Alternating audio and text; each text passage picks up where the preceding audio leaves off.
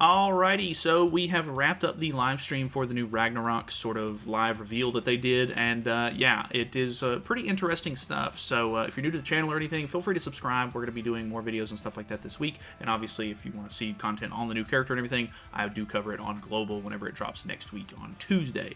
So, the first and foremost, we have the new character, Tyr. Overall, I would say that the live stream itself was pretty cool, but there really wasn't a whole lot to show content-wise, so I'm not exactly sure why they decided to make it into a live stream. I assume because this character is actually pretty hyped for like people that like the Ragnarok story and stuff like that, but yeah, I don't know, kind of lacking content-wise, but there's some decent changes with the patch notes themselves. So first and foremost, let's go over Tyr. Tyr is very interesting. He's got quite a lot going on with him. He does have a unity as well. You can see it right here. We'll go over his kit because obviously that's the most important part. He has a passive which is Ruthless Blow. At the start of the battle, apply Enrage to applicable allies, and in this case it's Ragnarok and unknown characters, so he's pretty interesting because you can use his bond or unity as well on unknowns, which is kind of cool. But for every applicable ally on the battlefield, increases damage dealing by 5% and critical damage by 45%, which is a lot. At the start of an ally's turn, apply a debuff that decreases the enemy's crit resistance by 40% for one turn. So, that's very, very interesting. You're lowering their crit resistance, so that way you can crit them, and then you're dealing a lot of crit damage to the enemies. A thing to note here, I don't think he has their attack skills or anything like that, but his attacks are a single target Pierce card, which always hits normally really hard. He has pretty good Pierce stats as well. I want to say it was like 91% or something that they showed off in the live stream, which is pretty high. Plus, it's getting tripled here, so almost 300%. And then he has an AoE weak point skill, which is also known to be pretty strong. So I'll show you a little bit of the PvP demonstration that they did. They went up against the Demon team, so that's honestly a pretty good sign that it's able to beat the Demon team. His ultimate is a cleave card that actually increases allies' attack-related stats by 30%, which is pretty crazy. I assume that value is going to be, you know, it's a lot lower at the lower levels. Of course, it's only 5% attack-related stats at level 1, but up to 30%, which is pretty high. And then the Unity doesn't really scale the best. It starts out at 20% and goes all the way to 60%, which I didn't even talk about the Unity yet, but his Unity is Enrage, or wait, no, Enrage is the effect up here, which is when using a card for every 1% of decreased HP, increases attack by 1.5%, max of 50%, and then increases single target damage dealing by 15%. So basically the way the unit works is he gets a lot tankier, and then the less HP he has, the more damage he deals, which is kind of a slippery slope. Obviously, you don't want your character to die, but you do want him to be lower HP, which is a little bit of a kind of a refreshing sort of change of pace from like Flood cards, for example, where you basically have to be full HP for it to do the most amount of damage.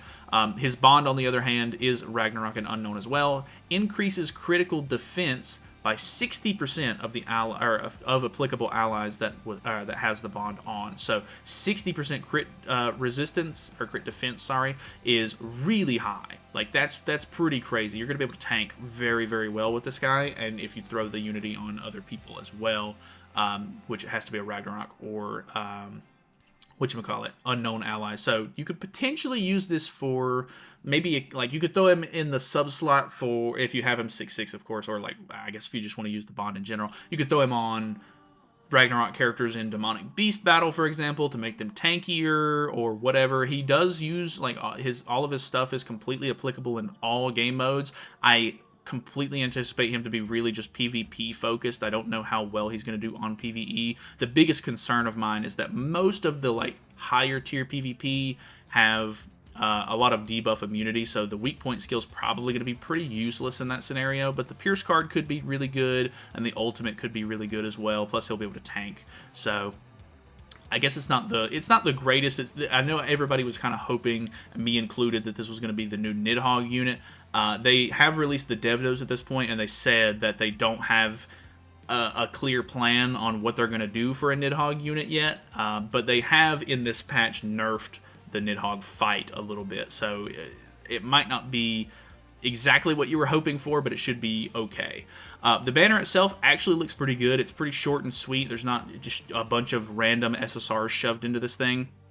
Obviously, some of these Ragnarok characters are way older than others, but we have Freyr in the banner, which a lot of people still need. I would love to get extra copies of Scotty as well, and then, of course, if you can pull as many copies of Tyr as you possibly can, so that way you can get more use out of his Unity, that would be fantastic. So, honestly, not a bad banner at all. You have the Demonic Beast units in here, and you know, Freyr is really nice. If you don't have Freyr 6/6, because he's also getting a Holy Relic in this update, you might want to grab a copy of him if possible. Obviously, completely luck, so not like you have a real choice.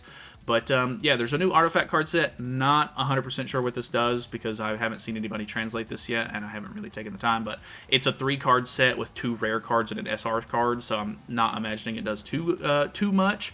But we do have a Light Elizabeth relic and a Freyr relic, which I do kind of like the designs for both of these. And we do have a translation from Kane. Liz's relic is for every applicable ally on the field increases the unit's damage dealing by 10% and decreases damage taken by 5%. When the healing passive triggers, remove infect applied to the allies. So basically, if you're just trying to infect Liz so that way her heal doesn't go off, this will actually negate that. It'll make it to where it cleanses off the infect first, then you heal, which is actually really nice. And you're just going to be dealing more damage while taking less damage as well. Which I think is pretty good overall. And the applicable allies are goddesses and 7 deadly sins, so she's still a little bit specific, but I think this is a pretty decent boost. Once you get her sort of going and her passive is procced and you get those extra stats and everything from her passive, she typically does pretty well, so this might be just the boost that she needed to actually be a little bit more usable. I know a lot of people don't really care for Light Liz too much, so we'll kind of have to see how it sort of pans out. But Freyr's relic is also very interesting, but it is for every applicable ally on the field, which is Ragnarok and Unknown, so they're kind of lumping him into the same thing as Tyr, increases the applicable ally's base stats and single target damage dealing by 5%. So that's a total of 15% basic stats and 15% single target damage, which doesn't sound too crazy, but during the showcase, which we'll look at in just a minute, he actually is dealing really good single target damage. So I don't know. Take some of that with a grain of salt. I'm very interested to see sort of how it pans out, but I'm pretty excited for both of these relics. I definitely think I'll prioritize Freyr's first because I get way more use out of Freyr, but if you're a goddess main or anything like that, the goddess or the Light Liz one could be very, very interesting as well. Unfortunately, if you don't know, they are both for Nidhogg. You do have to do Nidhogg stuff if you want to get these relics. Unfortunately, I get it. Everybody is disappointed, but hopefully with the new nerfs to Nidhogg and you know, everything, as time goes on, people find new and interesting strategies on how to beat it. Maybe it'll be a little bit more doable, and then I guess now they're sort of working on trying to figure out a good Nidhogg unit itself, so we'll see how it kind of pans out in the future, but obviously Nidhogg's still pretty hard. They are adding the Nether section, the very bottom section, to the World Tree, which is really cool, but the exchange shop is very interesting. So you have decent rewards for beating it for the first time. The problem being is that you can buy the stones for each of the demonic beasts, which is good, and you can buy LR coins, but you can only buy 1 LR coin per week, and you can only buy 2 stones per week, which is just extremely limited. I'm not 100% sure why they decided to do it like this. Like, yes, this is good because you can just get extra materials, whereas you used to not be able to, but the fact that it's so limited is really bizarre to me. 1 LR coin a week is just, like, that's not going to make too much of a difference, really. Like, 1 month's worth of coins is going to get you 4 coins. Like, what? I don't understand the idea behind that. I was hoping for like maybe 5 coins a week. Maybe that's even too much. Even if it was 3 coins a week, it would still be exponentially better than what it is now. I don't know. This is just extremely low. I don't know why they decided to do this like this. I don't know if they'll increase it in the future, but obviously more ways to get LR coins is good, but this is just so little. Like, I don't know that it'll make that much of a difference, realistically. Freyr does, or not Freyr, I keep wanting to call him Freyr. Tyr is getting new costumes, of course, because he's releasing now. The Tristan originally when he launched did not get his outfits, and they are finally giving him his outfits. I actually really like them. He's got like a little like posh sort of prince looking outfit here. He has a raincoat, which I think is just really cute. Like when they showed him off in the live stream, I thought it was really cool. And then he has sort of like this like casual sort of like, I don't know, hipster boy sort of vibe, which I actually kind of like on Tristan, because I don't know, he's just a kid, so like I think he can have some style. I actually really like these outfits. I'll try to buy those as well, and maybe we can revisit Tristan. But I know a lot of people aren't like super sold on the Tristan just yet. But I really only like this one Tyr outfit. I think the pirate one's okay, and then this one's like a mafia boss looking outfit where he has a pipe that he's gonna beat people up with. I don't know. Not personally a huge fan of that. We have new bundles and everything. I'm gonna skip through some of this. We do have a login event where we're getting 6 SSR pendants, 20 SA coins, and a bunch of XP potions, which is great. We're getting the card event with some pretty normal rewards. This is where you're gonna get 2 of the packs for the card set. We have Clock Shell coming back. And you're going to be able to get the exclusive fan art made Brunhild outfit, which honestly looks incredible.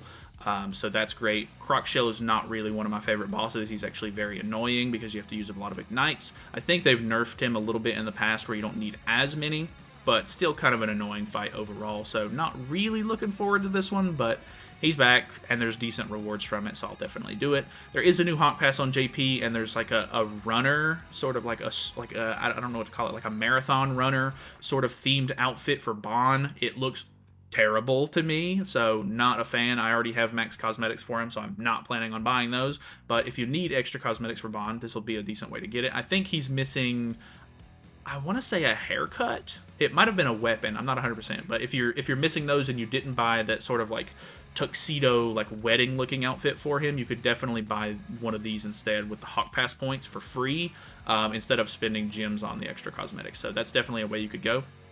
A couple of different things getting refreshed, sort of. There's the school outfits or whatever for the commandments here. We have Esterosa and Dairy Aries, which are okay. I actually like the Dairy Aries outfit, but I think I need like specific costumes for her because she's got like specific costume bonuses because of the like Valentine's Day outfits and stuff. I don't remember. 2 new battle events. They are changing the Nidhogg fight, like I said. The Phase 3 Floor 1, they're changing the gauge. I have no idea what these values are. I'm not sure what was 200 and is now 100, but it's now half the value. I'll have to see that whenever it kind of gets added to the game, of course. But I'm not really sure what that value is supposed to be. Sorry, my headset turned off. But yeah, that has changed, so hopefully it'll be a little bit easier. They're making it to where you don't need to just use Pierce cards to lower the gauge more, so that's really nice. You can kind of just work on getting any level 3 cards, which I think is a really nice change. The Floor 2 Phase 2 Infect, that was really, really annoying to deal with, is now a red debuff, so you can like cleanse it off, and it only lasts for 1 turn at a time, which is really nice. That's going to be a huge change. That's going to be a lot easier to deal with. And then Phase 1, Floor 3, they're also changing the value of the Immortality gauge as well from 200 to 120, whatever that means. So, I don't know. Those hopefully will be some pretty decently meaningful changes. I know that the Phase 3 Floor 1 sort of gauge is kind of annoying to deal with because if you can't pull extra Pierce cards to sort of lower that gauge really fast, then it can sort of hold you up and stall you out for a while. So that should be really nice. I think the rest of these changes are pretty okay. I'll kind of have to experiment with them more whenever the boss whenever this update comes out on global. But they're reworking the friend function a little bit, where there's actually a page full of characters or like players that you can send friend requests to, which is fine. A couple of bug fixes, honestly, nothing too crazy there. And then they're extending the 4th anniversary foods by a little. Actually, I think they're giving you an expiration date for the 4th anniversary foods, and then they're extending Bond's banner till July 13th. This is the Greed Festival special pickup gacha, which I'm pretty sure that's Bond's banner. Not really sure why. They really need to extend Tristan's banner, to be honest, because he's just now getting his outfits. I'm not exactly sure when they say that it's ending. Yeah, it's ending whenever this update comes out on global. So I really hope. Well, this is the special pickup banner. This is the Grand Festival poll draw on global. I don't know. I hope that this banner is the one that's getting extended, to be honest, because if it's not, it's really scummy that they're going to be like, hey, here's here's Tristan, and then he's leaving, and then now we're releasing his outfit. So I think that's Tristan's banner, if I'm not mistaken. I don't know. The Google Translate there's really weird. But let's look at a little bit of the gameplay, because honestly, it's pretty cool. Sorry, I guess the full screen in this scene isn't going to be great. But they do go up against a demon team here, and I have to say, like, obviously the devs aren't the greatest at showcasing units a lot of the times, but they let the demon team go first, because the way that Tyr works obviously is the lower his HP is, the more damage he's going to deal. They obviously do have max cosmetics, 6/6 everything, so he's got a lot of crit defense because of his unity. They infect to put debuffs on and put darkness stacks on and everything. They AoE with melee, which puts even more darkness stacks on, and then they single target with Estarossa. So he has 3 stacks. You can see he's about 25-ish% HP, maybe that's around 30%, and then they're just like, all right, time to wreck it, Ralph, and then they just throw out the, I think they throw out the Pierce card first, and then the AoE weak point skill afterwards, but you can see they target melee here in just a second.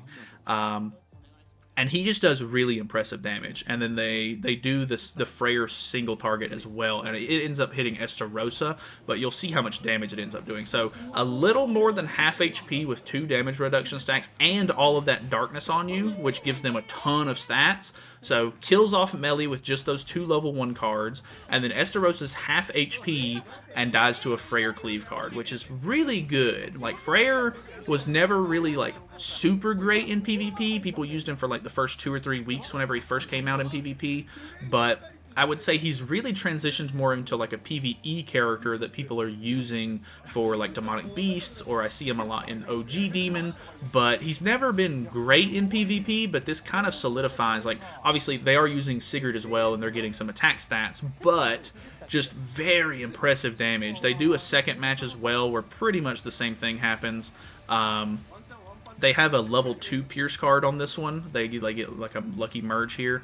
So you can see this level 2 Pierce card turn 1 does insane damage. It almost just straight up kills the melee right here. Like, you can see he's got like 5 to 10% HP left. And then this AoE weak point skill just, it does half HP to the rest of the team, which is just wild to me. So looking pretty good overall, I would say. I think that the update itself might not be the most hype or anything. I know some people don't really care for Ragnarok that much, but in general, I think it's pretty cool. 2 new relics, of course, which people are always complaining that there's no relics coming out, which this doesn't necessarily alleviate that. There does need to be more relics hitting the game more often, but I don't know. This looks like an overall really cool update to me. I'm a little disappointed that Freyr, of course, is not for Nidhogg specifically, but he looks really fun. He looks really cool. Hopefully, you know, with the new Nidhogg changes, the fight will be a little bit easier, but that's pretty much it from me. So thank you guys so much for watching. Let me know your thoughts and opinions on this update.